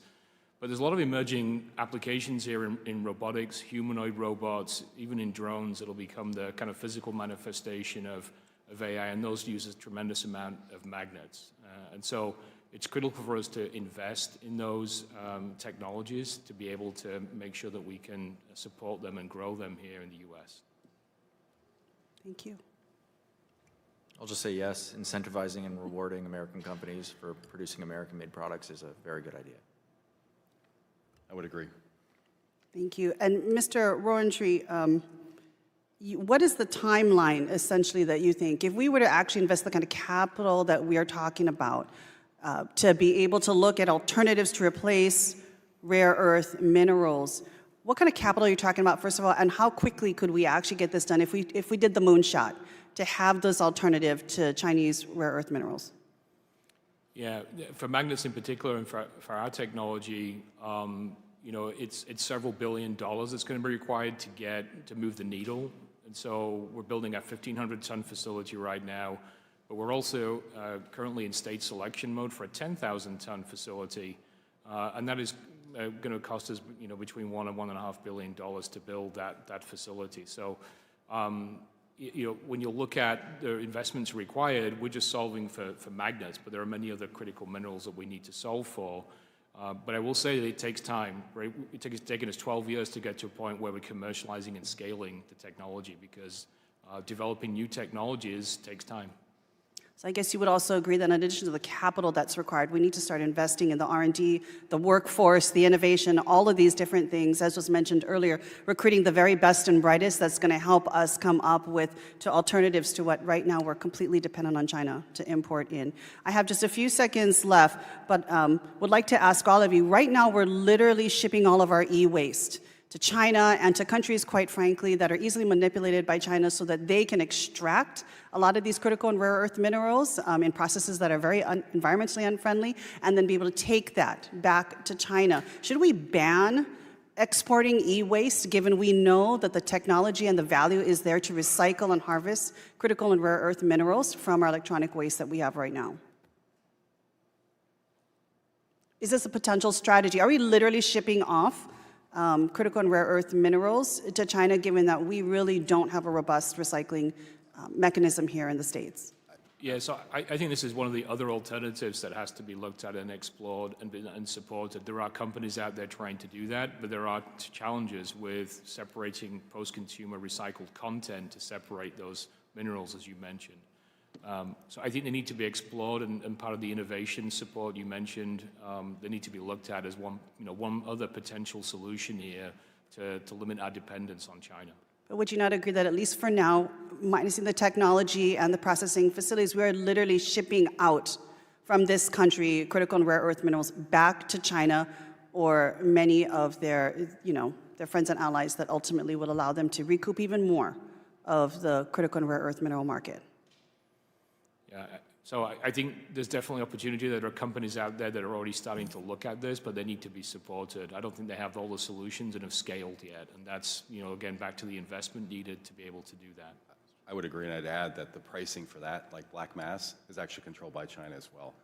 So they control the demand, they control the supply, and it makes it difficult for companies with innovative technologies in the U.S., even in Europe, to actually compete because the price floor is so low. Okay, thank you, Mr. Chair. Thank you. Representative Hinson. Thank you, Mr. Chairman. Thank you to our witnesses for being here today. We have heard loud and clear that the CCP really uses their pressure tactics to take advantage of and manipulate certain markets using a lot of illicit means to do that, and they are able to dominate in those spaces because the playing field is not level. We saw what happened during COVID. That really, I think, spotlighted our over-reliance on China, specifically with the supply chain and what that did to affordability for American consumers. And that's really, I think, our focus going forward as we talk about critical minerals and how many things they're in. We talk about how is that affordable for consumers, and I think the CCP's goal is understanding those and how geopolitical they are in nature and how they fit into the bigger strategy that we're playing here. I think it is apparent that we cannot let their dominance grow further, and that's why I think these conversations about how we level the playing field, what we do strategy-wise going forward are so critical. So what I want to talk about today is how they've been able to do this, how they've been able to aggressively undercut not only the prices but dominate foreign markets, and we've seen them use that playbook specifically in the auto industry. Can you discuss maybe, Mr. Schlauster, the ways in which they are using their undue influence and unfair practices to dominate those critical mineral supply chains, to impose the leverage over industries like the automotive industry? We saw that play out during COVID. We've seen a little recovery in the last few years, but how has that played out? And then using that as an example, specifically in the auto industry, how can we maintain affordability for American consumers as we're looking to maybe shift around our supply chains to not be so reliant on China?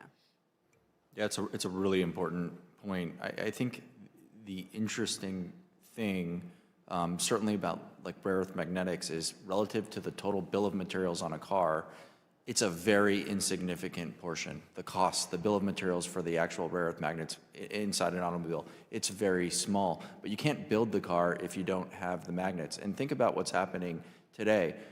In order to secure your magnet supply chain, and you're an automotive company, you're having to apply for a license, and you hope it gets approved. And you hope it gets approved so that you can keep your auto plant running. So think about the coercive effect of that.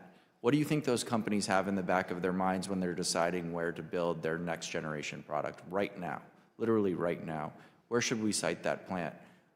This is why having this sort of control is coercive and kind of seeps into the decisions of all of really corporate America, and I think that's why this is such a critical issue. As I said in my prepared testimony, this industry is small. It's tens of billions of dollars, but there's trillions of economic activity downstream that it impacts, and that's why this issue just has to be taken off the table.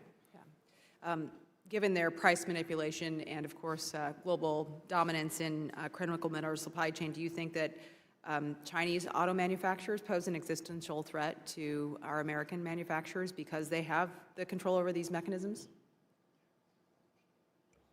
Well, I think China has very astutely recognized that the rare earth industry, while it may be a small industry, is absolutely vital to competitiveness in the downstream industries of the future, not just cars. One thing we talk about a lot is physical AI, robotics. Robotics are probably going to be the largest industry the world has ever seen. All of the motion in a robot is rare earth magnet actuators.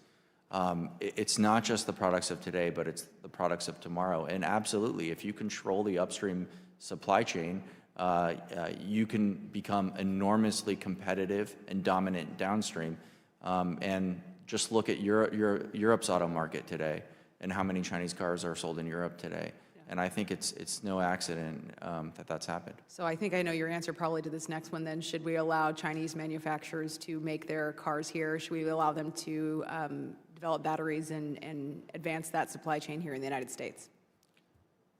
You know, I'm going to keep my comments isolated to the rare earth supply chain, but that does not sound like a great outcome to me, no. Yeah, that's what I thought. Okay, so we know that our allies, you talk about Europe, they didn't do enough to thwart the threat of China's dominance in rare earths. We filed a World Trade Organization complaint only that caused China, of course, to shift their tactics in this space. So they've always found ways to kind of dodge and go around it, but thankfully we're seeing some pushback there from the Trump administration. We know China was also able to dominate the lithium industry specifically in a very short time span, and if it took, as we know, less than a decade to really control such a pivotal part of the supply chain, what would you say, Mr. Evans, is the next thing that we need to address now, right? I think my colleague talked about looking ahead and playing the long game here. Is there any place that's kind of a blind spot for us outside of lithium that we need to be looking at to get ahead of this? I can't comment as much about minerals outside of lithium, but I think there are other examples that are on the critical minerals list that came out that are all important, whether they be related to some of the gallium and others that are used in small quantities. I don't know if all those are getting the same attention. Antimony, there's a variety. Again, it has to be a holistic look, even with our neighbors like Canada and other allied nations. But I'm hoping, the question was asked earlier, when's the moment? I'm hoping it's now, that we take a look at what kind of threats these have, what ability we have in this country to actually respond. And the question you asked earlier, I think it's tough for the automotive manufacturers because you have to get a foot in both worlds. So I have no choice but to buy from the Chinese. So, and they have global markets. They can suffer the same consequences where the Chinese government can actually, literally just one company can't buy here anymore, as punishment. So until we put alternatives for them, and I'm not saying that we wholesale, we're completely independent, but alternatives that are either here or in allied countries, I think it's very difficult for the automotive manufacturers, I think it's like 4% of our GDP, to actually make clean decisions like that. Thank you, Mr. Chairman. I yield back. Thank you. Representative Newhouse. Thank you, Mr. Chairman, and thanks for having such a critical issue on critical mining for the subject today. Gentlemen, thanks for being here and providing us important information. I want to go back to the whole idea of federal permitting. It's no secret that China, over the last number of decades, has built up their critical mineral industry, whereas we have not. We face many challenges in this country in order to accomplish that, and certainly permitting reform, as you've talked about, Mr. Evans, in response to Mr. Johnson, is a big part of that. So I'm thinking that this is good timing to bring this issue up, because we're looking at, in Congress right now, addressing some of the critical aspects of building out infrastructure, and that could mean a long list of different things, and certainly mining is part of that. So I'm glad we're talking about that today. As we go through this debate and discussion, I want to hear from you guys, all of you, if you have some input here. What are some of the key factors that should be addressed as we look at this permitting reform issue? What would be the most helpful in your space? Putting at least aspirational, but hopefully more firm time limits on things, the formal permitting process, and I also think the same around the appeals process.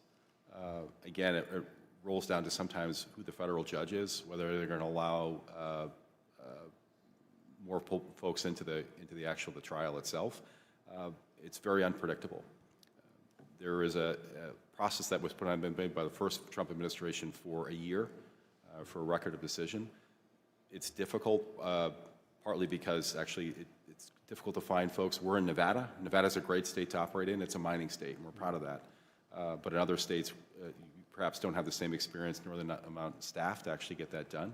I think as well, you can work with private companies where they can assist actually through the permitting process with actually more help for the federal government in terms of outside resources that they need to actually move things forward. And I think once you get to a point where there's a decision and there's an appeal, there has to be some sort of time limit on that as well. I could have been in construction a year and a half ago. Between the manipulation of price and driving it down, the lengthy process we had to go through appeals where private capital is afraid to come off the sideline, and even legislation we have here, the loan can't even be closed and drawn until you have no more litigation. And it's all compounds and slows things down. And in unfortunate cases with some companies, it bankrupts them. Yeah, which, like you said, is the goal on some of these people's parts. Anybody else? I think in these industries, permitting does need to move more quickly and ideally at the speed of national security. There are national security implications. I think due process is important. Not all projects, not all mines belong in all areas. That's a reality. I agree with my colleague here that if you put timestamps on a process to allow that to happen, I think that's hugely helpful. But I just want to highlight too that there are very high standard projects. A lot of people are surprised when I tell them the second largest rare earth mine in the world is in the state of California, that we operate in an incredibly environmentally responsible way. I'm very proud of that. It is very possible. And I think that's what everyone should keep in mind. There is a way to do this responsibly, and we just have to figure out how do we get there more quickly. Yeah, good deal. Mr. Roundtree. Yeah, I think this is another benefit of alternative technologies. We're fortunate because we're using iron and nitrogen. The processes that we use enable us to make magnets more sustainably than rare earth magnets. And so we're not quite as constrained on the permitting side, but at scale, yes, we will be, we will need help on permitting, right?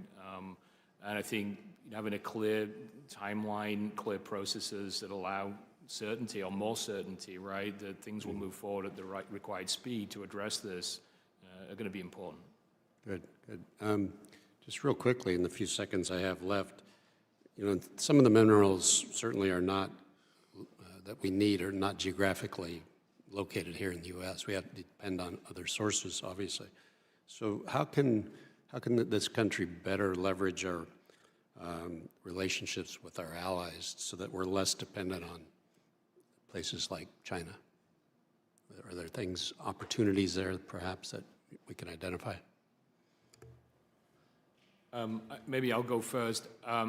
I think it's every single country outside of China is facing for rare earths the same licensing issues, right? It's not just the U.S. And so I think it is critical to basically come together and work together to try and solve and create these alternate supply chains and support the critical industries, around the world. Very good. Yes, I know we've had recent discussions with Australia, and Australia has actually suffered the same fate with their nickel industry, even their lithium industry, with dumping in China. Because they send the raw materials in, and unfortunately there's not really processing capabilities in Australia. Canada is another country that we've done a lot of work with. We can continue, or their neighbors next door, and they're rich in some of the minerals that we don't have here as well. Even countries, even the European Union, I don't know what their mining regime is like there as well, but in Scandinavia and other places there are actually good deposits of actually critical minerals as well. But we're all suffering the same issue, and I think it's all coming to roost. All these countries that we somewhat sold our soul and allowed China to take the narrative here. It's hollowing out the downstream industries, which are highly technological. This country is going to retard their growth because the Chinese can shut off this whenever they want to. Yeah, right. I would just add, support U.S. companies projecting American capabilities abroad. I think we have to go abroad in some cases, and it should be American companies doing so. Oh, great. I appreciate it. Again, thank you guys for being here, and this is just the beginning of this conversation. Thank you, Mr. Chairman.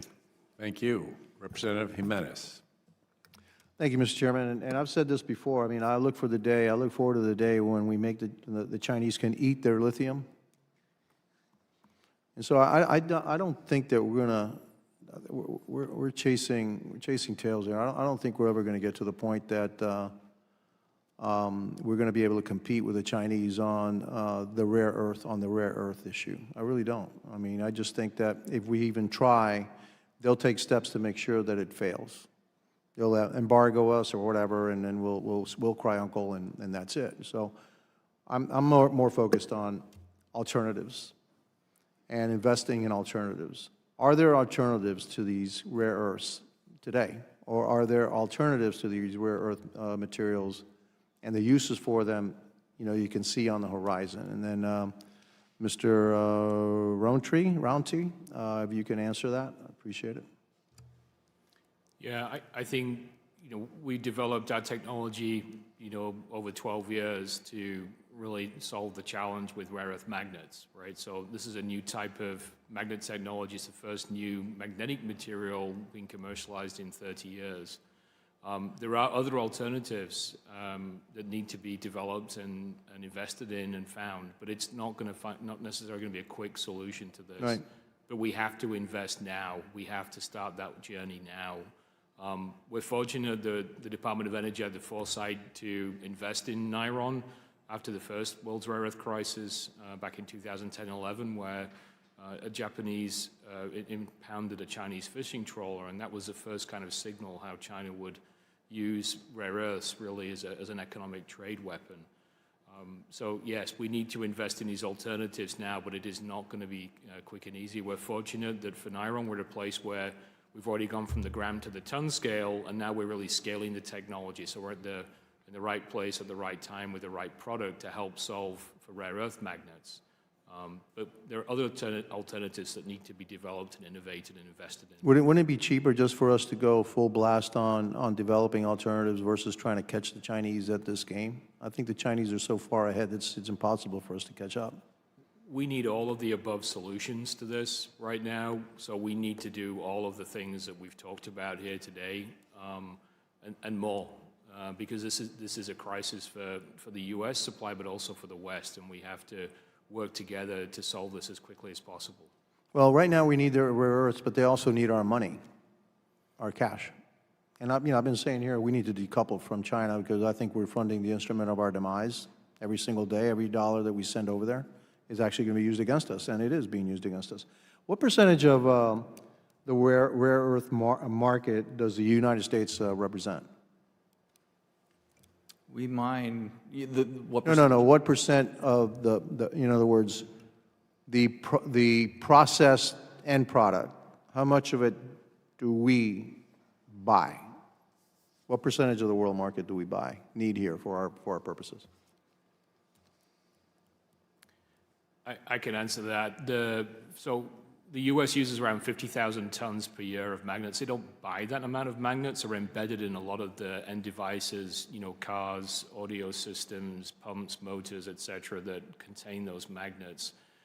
Today, it's around 300,000 tons of magnets globally, right? So it's around 15 to 20% of the world's rare earth magnets are being supplied into the U.S. in a variety of different end-use applications. How about the European Union? How much do they consume? It's a little bit less, but it's that kind of same 10,000. It's less, but it's quite significant. So with us and the European Union, well over a third of the market? Yes, I believe so. So we can provide that information afterwards in writing if that would be helpful. would the European Union be willing to, one of the things that I looked at here, the testimony, or at least some of the things that I saw was that, maybe what we should do is establish kind of rolling tariffs on these materials so that a Chinese rare earth materials we would never allow it to be cheaper than, say, a U.S.-made product. So, it would bounce up and down. So if somehow the Chinese, really wanted to suppress the price of a certain product, certain material, we would then raise the tariff on that material so that it would always be kind of like equal to the United States. Do you think that the European Union would join us in this effort, knowing that they're just as vulnerable as we are to Chinese manipulation? Yeah, it's a great question. I can't comment on the European Union, but I will point out that even though we use 50,000 tons of the year here in the U.S., we're not buying that many magnets. It's significantly, it's around 7,000 to 10,000. So the challenge there is that they're embedded in different end devices that we're purchasing. So how do you manage that, or how do you regulate that or provide tariffs on that? It's not an easy question to figure out. Okay, my time has expired. Thank you. I yield back. Thank you. Representative Moran. Thank you, Mr. Chairman, and thank you for each of you being here today to discuss this very important issue about critical minerals and the CCP's economic warfare against the American people. A warfare that, as each of you know, is strategic, it's long-term, and as our report today aptly describes, it's predatory. When our country prepares for war, or when any country prepares for war, what does it do? It not only stockpiles resources that it needs, but it also seeks to consolidate the means of production to ensure that their populace and industries are the only ones who can consume those in a very critical time period. That's exactly what I think Xi Jinping and the Chinese Communist Party are doing. The goal in my mind for them, and I think they've stated this clearly, is total control, total domination. We both, the United States and China, know how vital critical minerals are. We both understand how vital that role is in our economy across the world. I want to start talking about something specific to my region, Northeast Texas. It's a region where lots of lithium is. And lithium, as many people know, but for those that are watching that don't know, it's critical. It's a key critical mineral that the U.S. must invest in and that we will see dividends if we properly do. East Texas is at the forefront of that, as all of you are aware of, with companies nearing production in that area. Northeast Texas has the highest grade lithium brine resource in all of North America. It's part of that Smackover region. It's part of that Smackover formation that spans from western edge of Florida all the way to East Texas. And we're proud to be supporters of that development in Northeast Texas as we can. So let me start with you, Mr. Evans. What are the most significant barriers that your companies have faced when trying to start a new critical minerals project in the U.S.? You mentioned a few earlier. And then how can the federal government either get out of the way or give your industries the ability to progress quickly? Thank you, Congressman. And you're right. I know the Smackover Formation well. Actually, good friends with the CEO of Standard Lithium, so they're doing great work. Look, permitting, and it's a little different probably, maybe in the region there's a lot of private land, but still state gets involved and there will be federal involvement. So to the extent that the red tape can be cut and the permitting processes actually can be predictable, I think that's really important. Number two of that, again, is capital. The cost of these projects is very similar in terms of capital intensity. It's going to be more than the Chinese. It's going to be more than Africa and so forth. These are high-quality, world-class resources, but getting over that capital hump, this is no different than, to me, semiconductors. Building a semiconductor fab in the United States is very expensive. However, once they get into operation, their operating costs are world-class.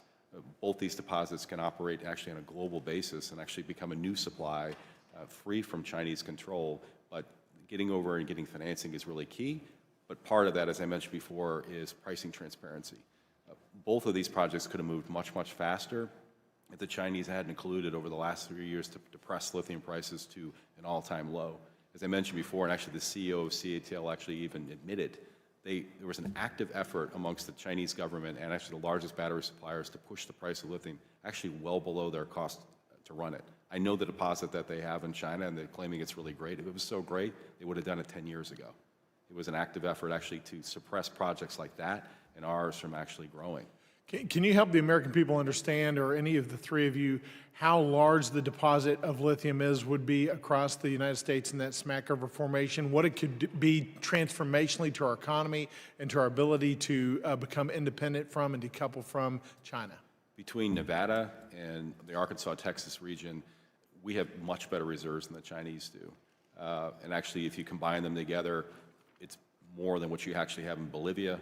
It's higher grade and better than what you have in Canada. It's actually better, more responsible mining techniques. We could be actually a world-class, sizable global supplier of actually lithium refined chemicals in this country and actually usurp the Chinese. Mr. Slouster, I want to come to you with my last question. I'm a member of the Ways and Means Committee. I've been clear that I think our tariff policy should be focused on key industries and imposed in a manner that is targeted and gets the results we need for those key industries. In April of this year, the Trump administration launched a Section 232 investigation into critical minerals and has closed deals with many of our trading partners, including Argentina, South Korea, Australia, Japan, Thailand, that address opening our markets to trade critical minerals. The most recent deal with China states that they must, quote, effectively eliminate China's current and proposed export controls on rare earth elements and other critical minerals, end quote. I think we have to stay very vigilant to ensure that that is actually upheld. Mr. Slouster, here's my question. If China does not uphold their agreement to export minerals freely, what targeted tariffs would be beneficial for your industries that might change China's behavior, and how can they be structured to not inadvertently be a barrier to you? Yeah, thank you, sir. That's a really important 232 investigation. I think the administration's taking strong efforts to bring supply online, and as we do, I think we should look at trade measures to protect our domestic markets. I think the key thing here is we should not just look at the critical minerals themselves, but the derivative products, such as magnets, and then the imports of those derivative products in consumer goods. We bring in a lot of magnets in consumer goods, and I think we need to contemplate that. Thank you. My time's up. I yield back. Thank you. And I also just want to thank all our witnesses. Appreciate you being here with us today. And questions for the record are due 1 week from today. And without objection, the committee hearing is adjourned.